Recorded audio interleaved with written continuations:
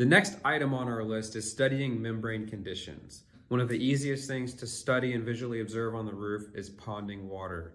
If you have ponding water and it's not due to a clogged or backed up drain, it can often be caused by either a design or an install issue, or because of deterioration of the composition of the roof system. So for example, if you have moisture in the roof system that's causing degradation of the insulation, that will often cause a bowl or a lower portion or lower area in the roof that will hold water on the surface. Surface ponding water can be an indication of conditions within the roof system.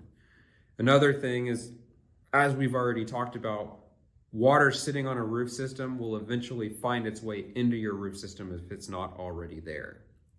Additionally, we're studying seam conditions, whether it's welds on a TPO roof or seams on a mod bit or other type of roof system, making sure that the integrity of those is solid and that they are truly waterproof and watertight. If issues are found, sometimes they can be systemic and they can be problems, beginnings of problems throughout the roof system, or other times they can be isolated issues that can be easily patched or remedied. Another thing that we often look for is blistering. Blistering can be often one of two things. One, an indication of moisture that's trapped in the roof system and gases are trying to escape. Or two, it's an issue from the install and blisters have occurred at a later date.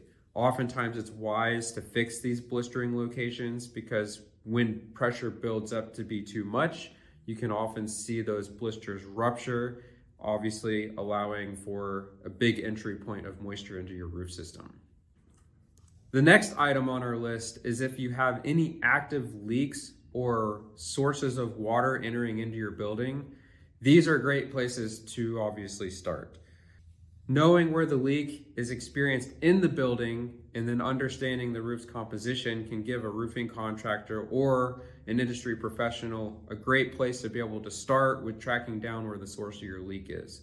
Once the source of that leak is identified, we can then determine, was it a puncture due to heavy foot traffic or other repair technicians that have been on the roof, or was it a potential beginning of a systemic failure in the roof system due to poor workmanship, etc. Once you can identify what the source of the problem is, you can then determine whether this is a truly isolated issue that can be remedied on the spot, or if you need to start developing an actionable plan to mitigate this from continuing to happen in other locations on the roof system.